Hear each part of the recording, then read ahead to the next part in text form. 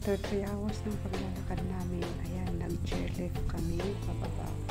Yung cable car na, hindi naman cable car, pero chairlift ang tawag dyan. Bumaba kami kasi hindi na kaya. Sakit na ng paa ko. Sabi ko sa kuya ko, tayo, sakay tayo ng chairlift. Hindi ko na kaya.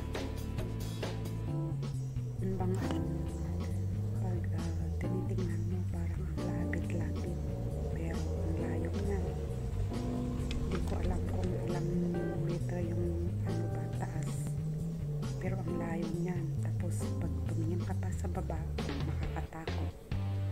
So sabi ng kuya, the technique daw is wag kang titingin sa baba, diretso daw na tingin ka kung saan ang direction mo. Huwag kang titingin sa baba para hindi ka mahilo. Kaya yung may mga tagal dyan, may mga nervyos agad, hindi talaga pwede dyan.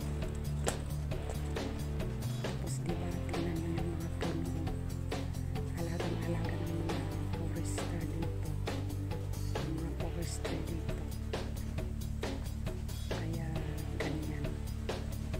Tsaka grabe talaga ang layo, ang taas yan. Pero kung may electric bike ka, pwede. Kaya mga nagbabike dyan, mga electric bike lang ang nagbabike dyan.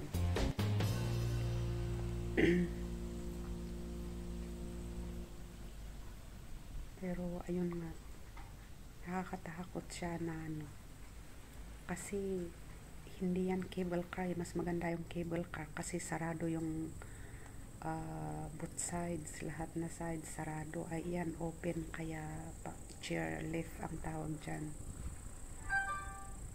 Ayan, yung Doho Lake. Ayan, malapit na tayo doon sa lake na pinanggalingan namin, kung saan kami naka-hotel. Ayan. So again guys, maraming salamat. Thank you very much for supporting and for watching my video. Ayan, malapit na tayong bumaba. Malapit na tayo sa station ng chairlift na yan. Maraming salamat guys. Thank you so much for ayan, nakikita nyo being yan. with your Ayun, lola. may sasakyan doon. Ayun, doon. Ayan, malapit na kami. Diyan kami bababa.